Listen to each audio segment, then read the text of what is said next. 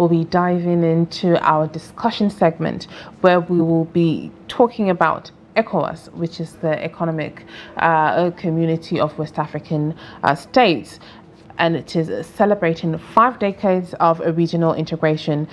We ask, has ECOWAS been a catalyst for growth, peace and stability, or has it become an outmoded platform struggling to keep pace with the region's evolving challenges?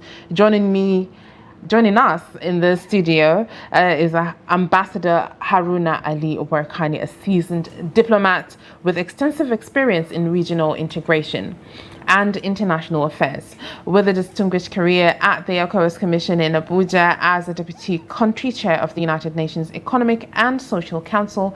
Ambassador Warkani brings valuable insight to this discussion.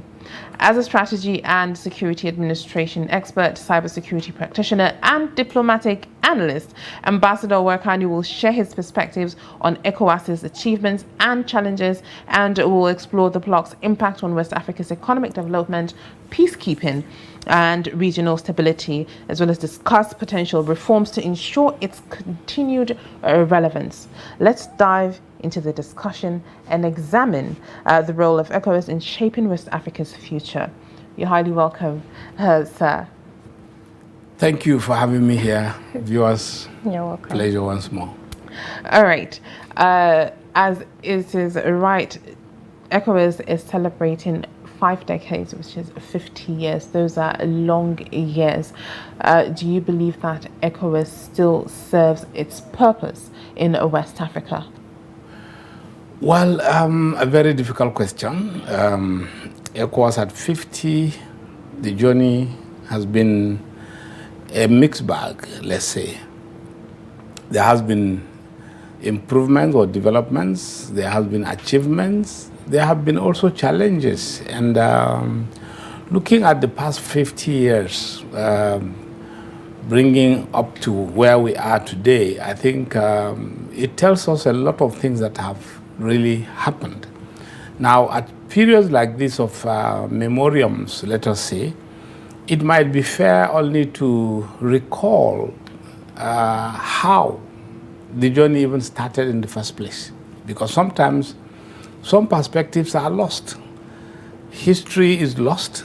Knowledge, information, and data is not available to all across the board, and therefore people might not even really know what has happened. For instance, ECOWAS did not just come up from nowhere. ECOWAS was a creation of the United Nations and the then African Organization of African Unity, where the economic community were designed as building blocks for the OAU. So several economic development organizations were actually parceled along regional lines to say, okay, there should be a building block for West Africa, there will be a building block for North Africa, there is another one for Central Africa, and another for Southern Africa. So that's how ECOWAS itself was created. And as of that time, Africa as a whole, as a continent, was just going through the second wave, let me say, of independence. New African leaders were emerging from all over the place and the rest of them. So most of them were military leaders. ECOWAS was not formed by democratically elected leaders. ECOWAS came about by military leaders who overthrew the first republic politicians in most of these countries. Nigeria, we had General Gowon after the Civil War. In Niger, we had Colonel Sani Kunche. In Togo, you had General Nasimbe Iyadema. In Sierra Leone and Liberia and all these other places, you had military leaders who now came together and said, okay, yes, we can form our own group. So these building blocks of the OAU were recommended and approved, and they came into life. ECOWAS, amongst all of them, comparatively speaking, seems to have achieved much more and became much more visible on the global scale than the others. You hardly even hear of the names of some of these building blocks like IGAD, Intergovernmental Authority on North Africa. You hardly hear of them if they are still there.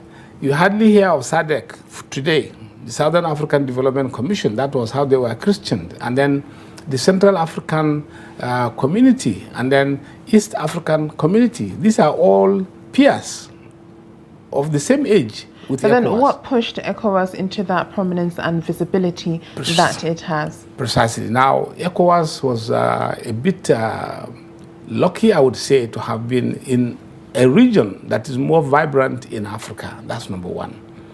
And this vibrancy has very much to do with Nigeria's position as the giant of Africa. So a lot of foreign policy positioning was really being done here.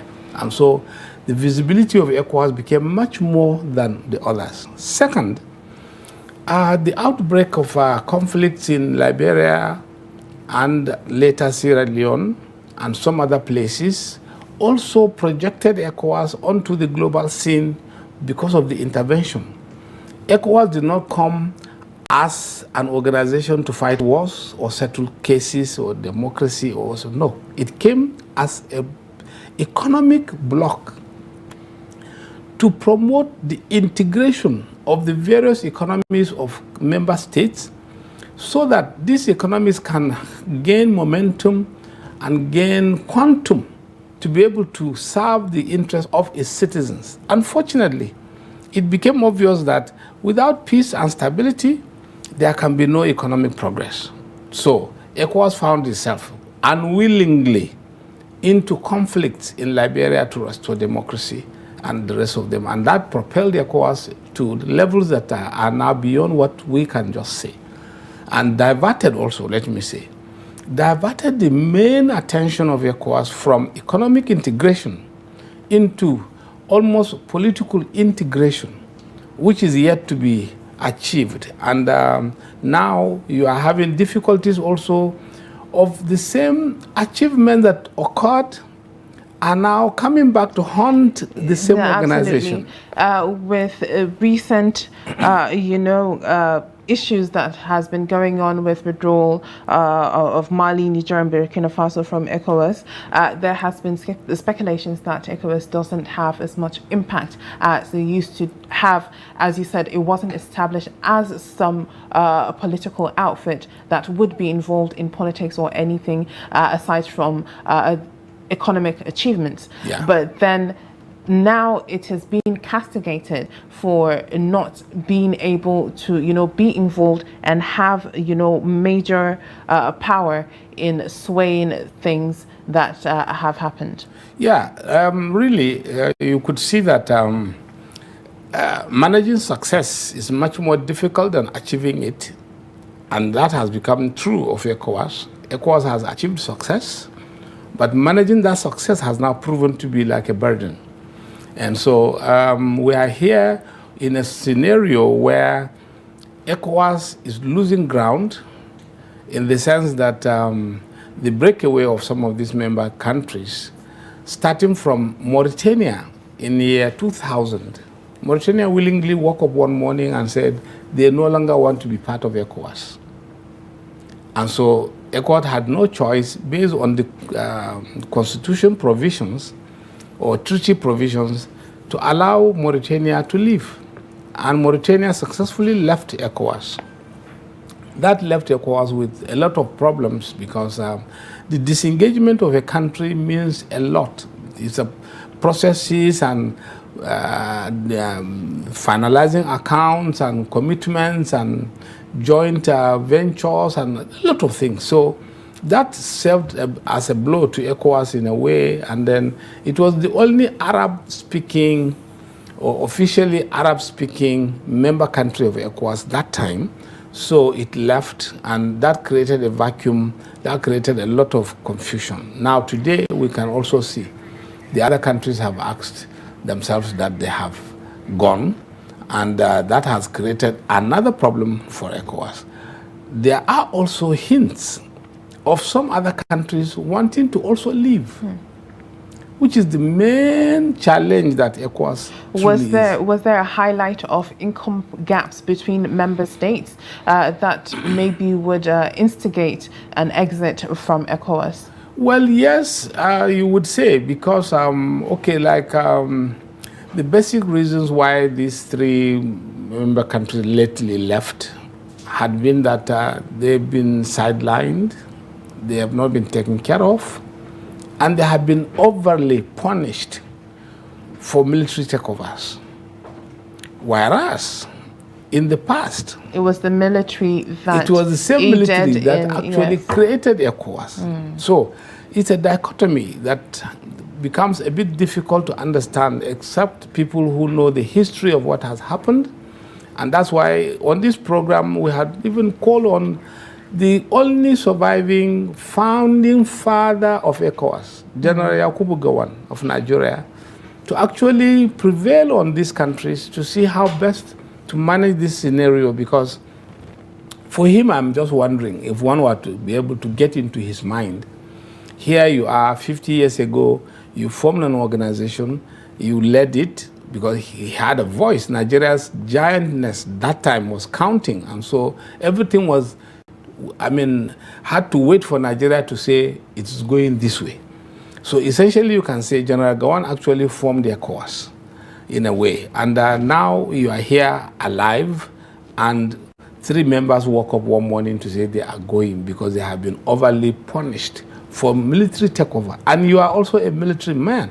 So you see, the balancing act for ECOWAS is a very delicate one, and very complicated for other members who may not know. Some people just jumped onto the ship and today are calling for this or calling for that without knowing the pedigree of what happened.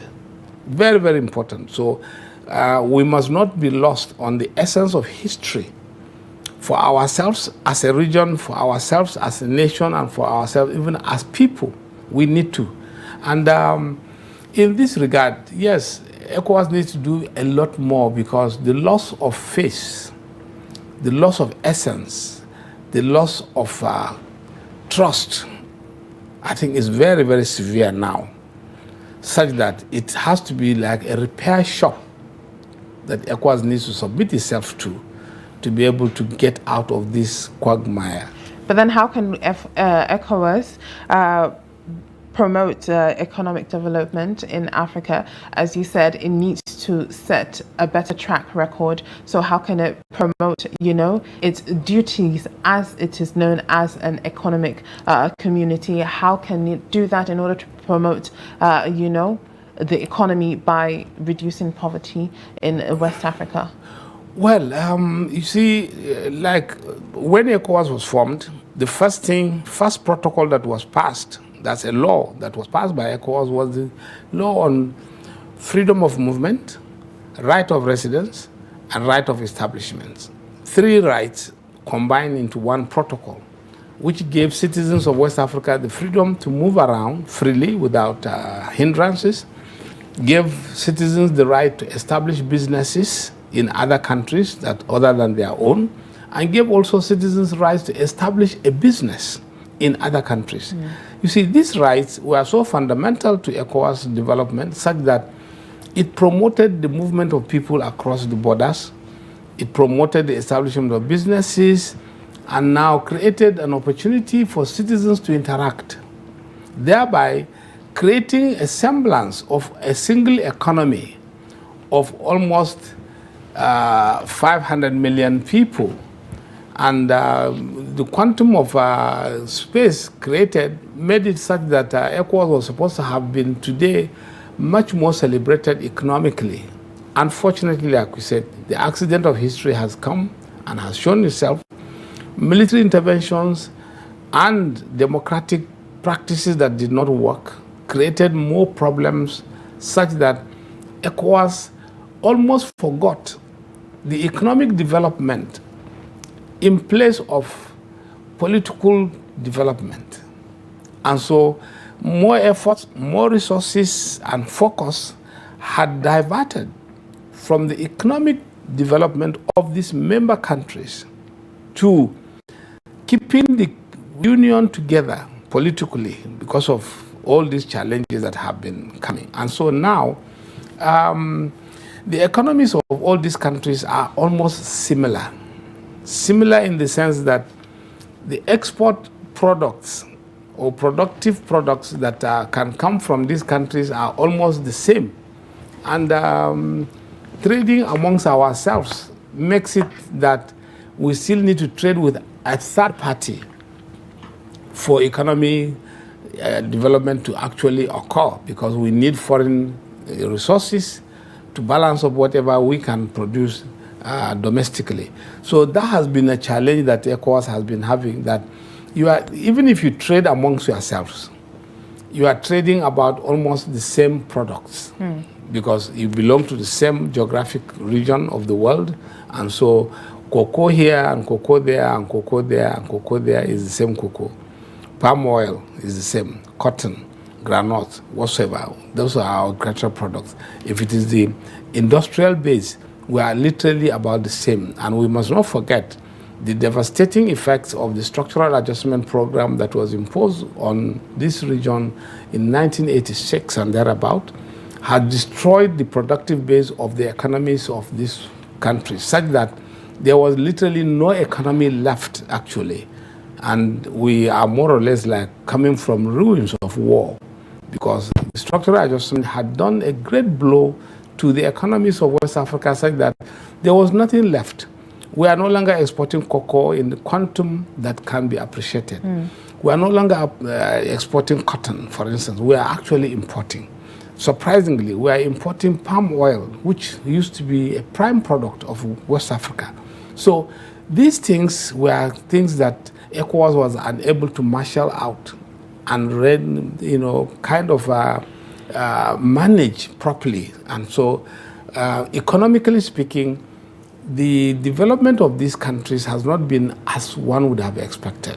But then, as you said, most ECOWAS countries trade in basically the same products. So how can they diversify in making sure that, okay, even though we're selling the same products, we utilize the situation in order to, gain more from it? Well, actually, you will see that it will just need you to take one country as an example to use for almost all the countries in Africa generally, not even West Africa, even in Africa generally.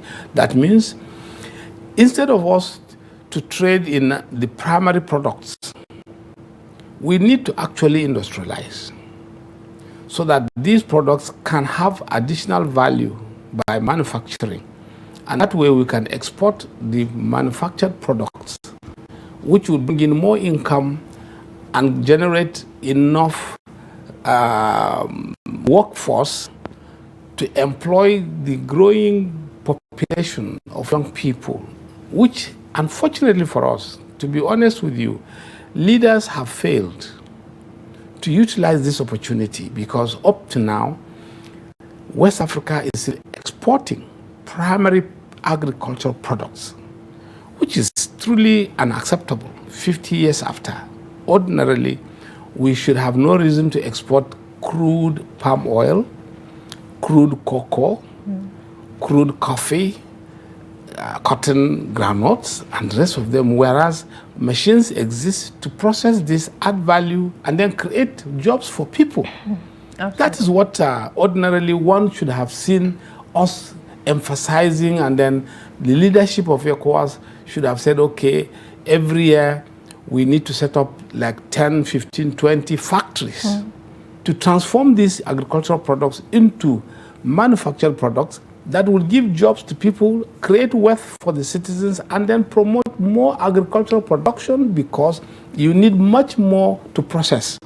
All right. Very simple process that we lost out, and today, sincerely, it's a very sorry state, because we are not manufacturing anything. Okay, so thank you so much, Ambassador Warkani, for sharing your thoughts on that. So let's look at the peacekeeping in the region. How would you assess the effectiveness of ECOWAS peacekeeping efforts in region, particularly in Mali, Burkina Faso, and Guinea?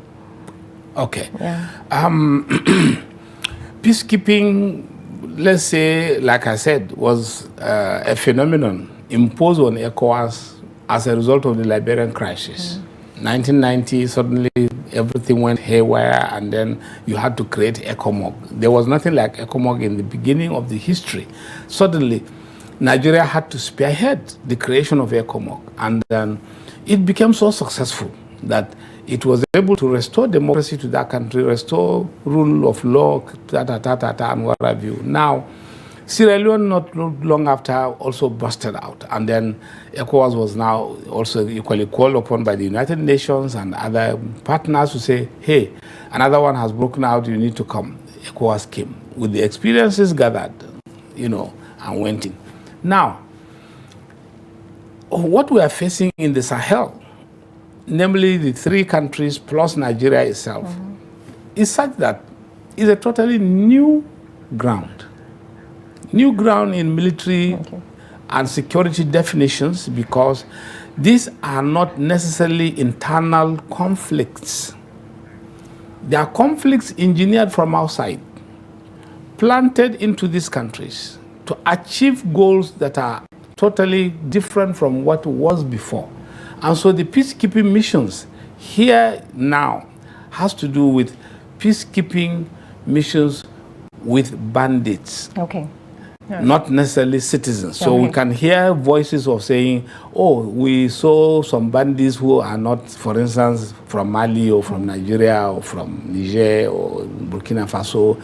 They are dressed differently, they speak different languages and what have you. So even the military are confronted with situations that they never expected. You are confronted with an enemy that cannot speak your language and you cannot speak his either. So these are slightly different scenarios. And that's why the Sahel states, in one of the reasons why they say they are leaving ECOWAS, is to say they have waited for ECOWAS for too long. They didn't seem to see a response, like what happened in Liberia. All right. So there seemed to be a gap. Yeah, exactly. Yeah, there seems to be a gap. Yes, unfortunately, this this discussion has to come to an end because I have a whole lot to ask. Yeah, exactly. But then, thank you very much, Ambassador. Thank you so much for coming. Highlighted a whole lot that people will definitely understand, and a little bit of history as well about ECOWAS. Thank you for being here, and thank you for joining us. Thank you so much for coming. Thank you for having me. You're welcome. Thank you.